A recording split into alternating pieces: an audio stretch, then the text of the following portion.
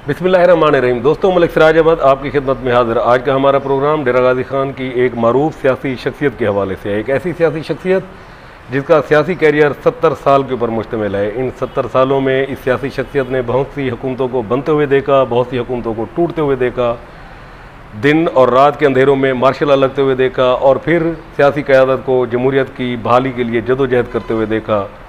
एक भरपूर सियासी कैरियर गुजारने वाले मज़े की बात यह है कि इस सियासी शख्सियत ने ये तमाम मराहिल सिर्फ बतौर ऑब्ज़र्वर नहीं देखे, बल्कि बहुत सारे अहम जगहों के ऊपर, बहुत सारे अहम मकामात के ऊपर इस सियासी शख्सियत ने अपना सियासी किरदार भी अदा किया। इन तमाम तर सियासी उतार चढ़ाव और सियासी जो कमी बेशी थी उसके अंदर, और जो सियासी ऊंच नीच होती रही पाकिस्तान के अंदर, इसके बावजूद इस सियासी शख्सियत के सियासी कद काठ में ना तो कभी कमी हुई और ना ही इनकी अहमियत से कभी इनकार किया जा सका।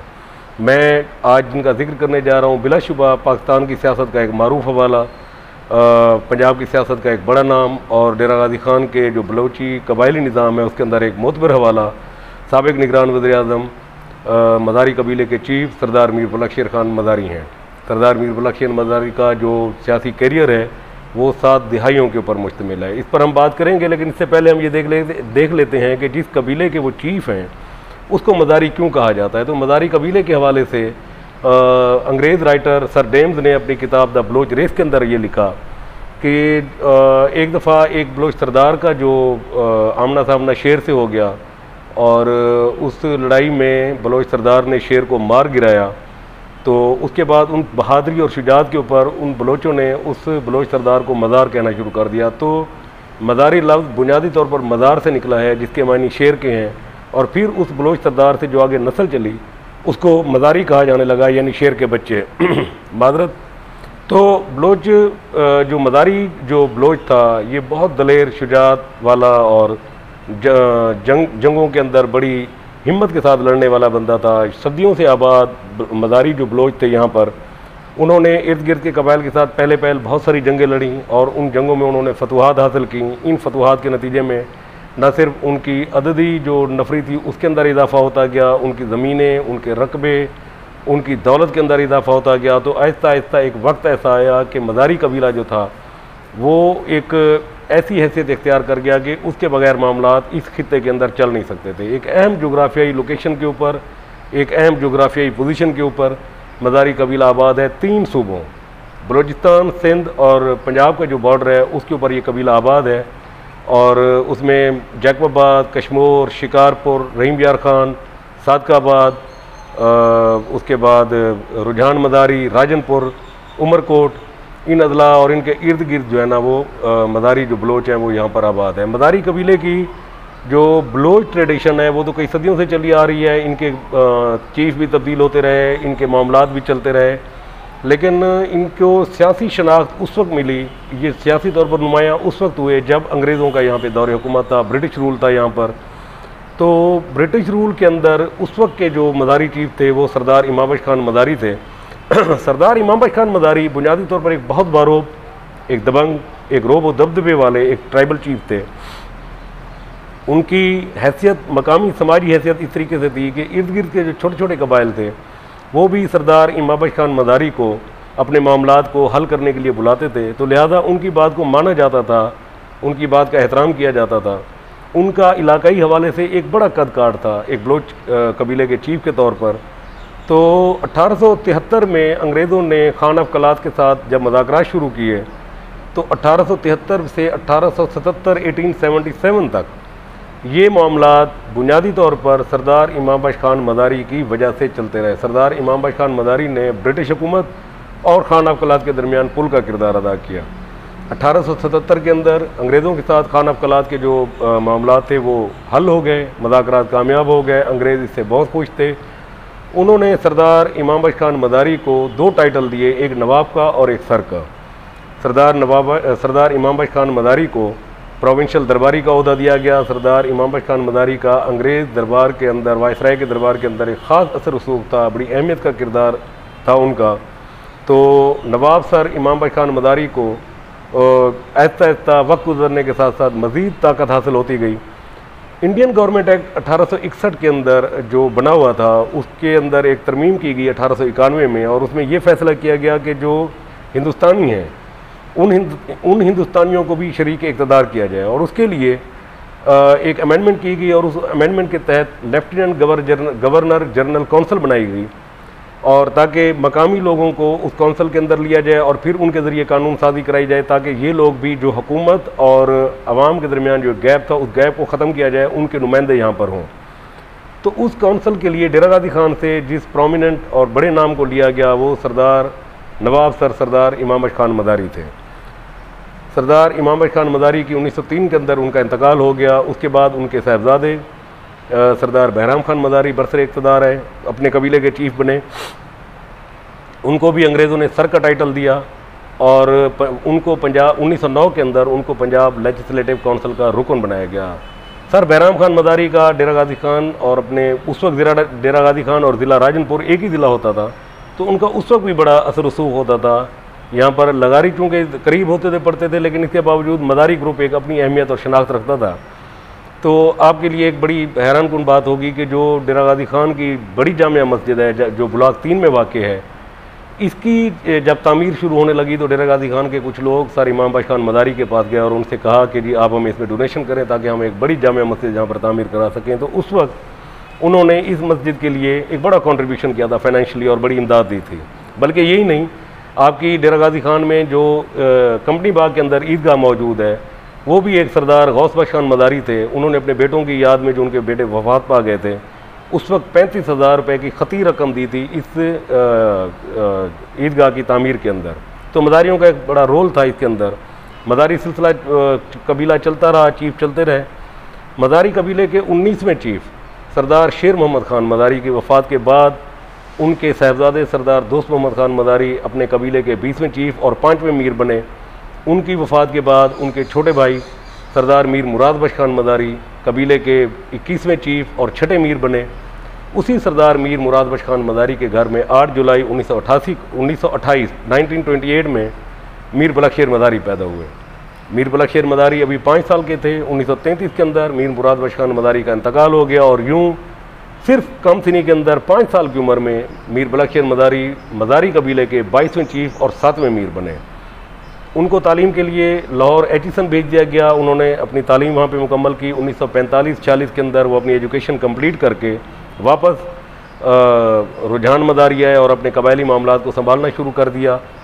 1950 के अंदर उन्होंने सियासत के अंदर थोड़ा बहुत अमल दखल शुरू कर दिया। 1951 में डेरा गाजी खान डिस्ट्रिक्ट बोर्ड के इलेक्शन थे और उसमें चेयरमैन डिस्ट्रिक्ट बोर्ड का इलेक्शन होना था। तो उस वक्त कोई मीर बलखशेर मदारी की उम्र 22 या 23 साल के करीब थी। तो उस वक्त डिस्ट्रिक्ट बोर्ड डेरा गाजी खान के चेयरमैन के जो उम्मीदवार थे वो सर जमाल खान लगारी थे।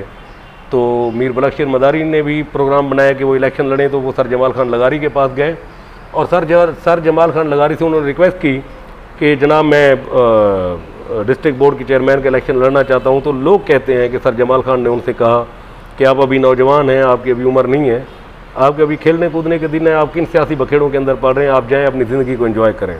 कहते हैं कि मीर साहब को ये बात बुरी लगी और मीर साहब ने फैसला कर दिया कि नहीं, अब ये इलेक्शन लड़ना है, और उन्होंने एक भरपूर तरीके से इलेक्शन कैंपेन स्टार्ट की और पहली दफ़ा अपने सियासी कैरियर का पहला इलेक्शन मीर बलखशेर मदारी ने ये इलेक्शन जीत लिया।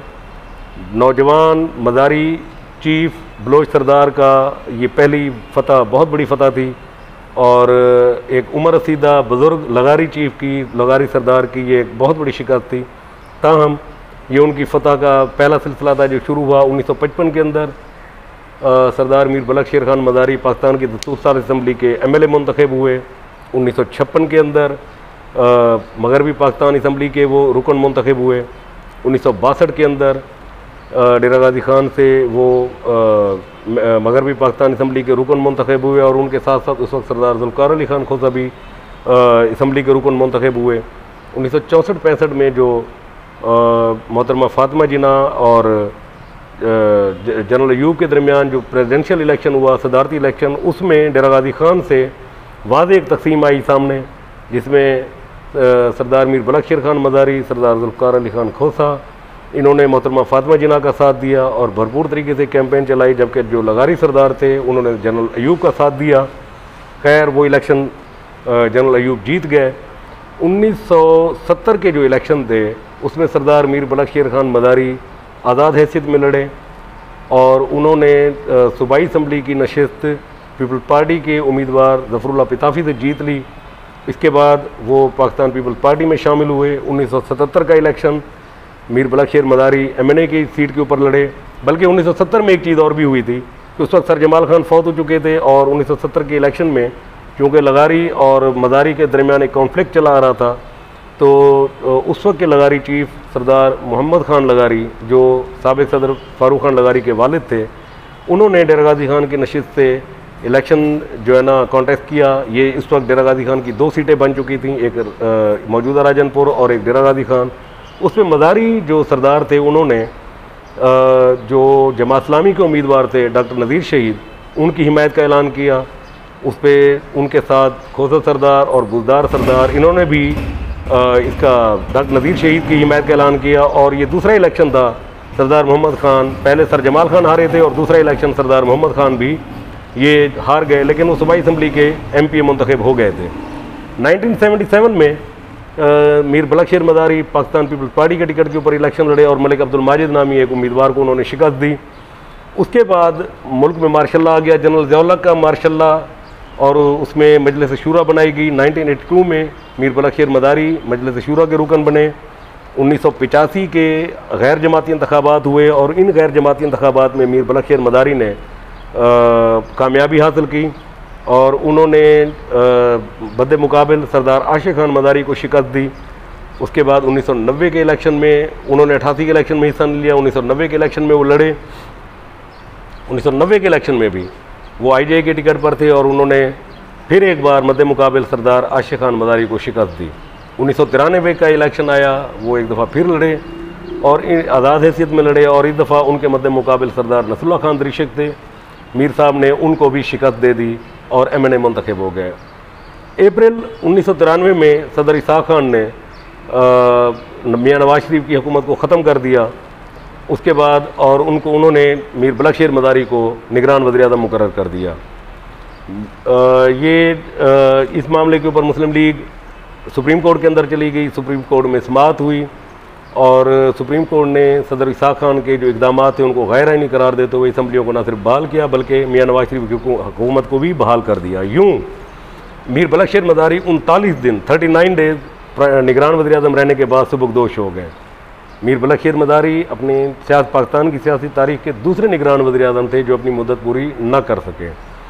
उसके बाद 1997 का इलेक्शन आया। 1997 के इलेक्शन में ये पहला इलेक्शन था जब मीर साहब अपने सियासी कैरियर के अंदर अपने मद्दे मुकाबिल सरदार नसरुल्लाह खान दरिशक से हार गए। इसके बाद मीर साहब ने इलेक्शन नहीं लड़ा। 2002, 2008 और 2013 के इलेक्शन मीर साहब ने इलेक्शन नहीं लड़ा। 2018 के जब इलेक्शन हुए तो उसमें मीर साहब को जनूबी पंजाब सूबा महाज जो बनाया गया उसका सरपरस्त आला बनाया गया और उस पर जनूबी पंजाब सूबा महाज ने तहरीक इंसाफ के साथ कमिटमेंट की और जम हो गया और इस बुनियाद के ऊपर कि जी तहरीक इंसाफ बरसर इक़्तिदार आकर अगले 90 दिन के अंदर सराइकी सूबा बनाएगी। लेकिन 90 दिन तो क्या, तहरीक इंसाफ ने 3.5 पौने 4 साल के अपनी हुकूमत ख़त्म होने के बाद तक उन्होंने सराइकी सूबा नहीं बनाया।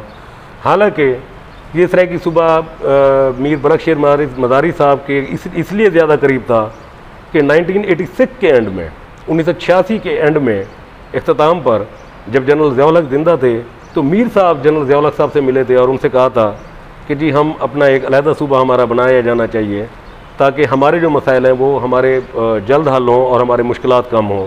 जिस पे उन्होंने इनसे कहा था कि जी आप हमें ड्राफ्ट बना कर दें और हम वो उसके ऊपर कोई ना कोई पेशरफ्त करते हैं।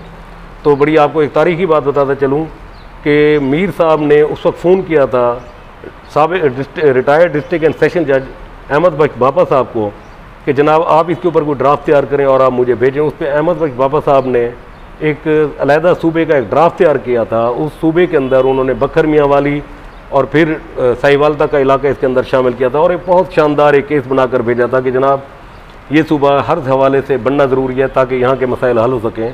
और उस वक्त उन्होंने नाम के साथ जो तजावीज़ दी थी उस पर उन्होंने प्रपोज़ किए थे 4-5 नाम, जिनमें से एक नाम सराकिस्तान था, एक नाम सूबा जो है ना मुल्तान था जो इसका पुराना नाम चला आ रहा था, और उसके अलावा जनूबी पंजाब एक नाम उन्होंने प्रपोज़ किया था। इसके अलावा भी 1-2 नाम उन्होंने प्रपोज़ किए थे और मीर साहब ने वो ड्राफ्ट न सिर्फ जनरल ज़िया को पेश किया था बल्कि उन्होंने वो तहरीक भी उस वक्त मजलिस शूरा होती थी, उसके अंदर उन्होंने पेश की थी। तो मीर साहब पहले आदमी थे जिन्होंने एक बहुत अच्छे फोरम के ऊपर उन्होंने सराइकी सूबे के लिए आवाज़ उठाई थी, एक अलग सूबे के लिए आवाज़ उठाई थी। और फिर 2018 में भी जनूबी पंजाब सूबा महात जो बना उसके भी सरप्रस्त मीर साहब को बनाया गया। लेकिन इस पर मीर साहब से एक गिला बहरहाल ज़रूर है, वो ये है कि 3.5 साल के अंदर जब देखा कि इमरान खान हुकूमत नहीं बना रहे तो मीर साहब को इसके ऊपर ज़रूर बोलना चाहिए था, बात करनी चाहिए थी कि इमरान खान या पाकिस्तान तहरीक इंसाफ अपनी कमिटमेंट पूरी करें। लेकिन उन्होंने ना बात की और ना ही उन्होंने अपनी कमिटमेंट पूरी की। इस वक्त मदारी ख़ानदान के काफ़ी सारे लोग अपनी असम्बलियों के अंदर मौजूद हैं। इस वक्त मीर साहब के पोते सरदार दोस्त मोहम्मद खान मदारी पाकिस्तान जो पंजाब असम्बली है हमारी, उसके डिप्टी स्पीकर हैं। तो मीर साहब का 70 ईयर का जो पॉलिटिकल कैरियर था एक बहुत शानदार कैरियर था। एक दफ़ा वो हारे, बाकी हर बड़े नाम को तकरीबन उन्होंने शिकस्त दी, बहुत से अहम मौक़ों के ऊपर उन्होंने बड़ा अहम किरदार अदा किया। तो ये था मीर साहब का सियासी सफ़र। इंशाअल्लाह अगले किसी प्रोग्राम में हम डेरा गाजी खान के किसी एक और नामवर सियासी शख्सियत के सियासी सफ़र के साथ पेश होंगे। उम्मीद है आपको हमारा ये प्रोग्राम पसंद आएगा। अगर पसंद आए तो ज़रूर इसको आप हमें कमेंट करें। तब तक के लिए इजाज़त चाहता हूँ। बड़ी मेहरबानी। अल्लाह हाफ़िज़।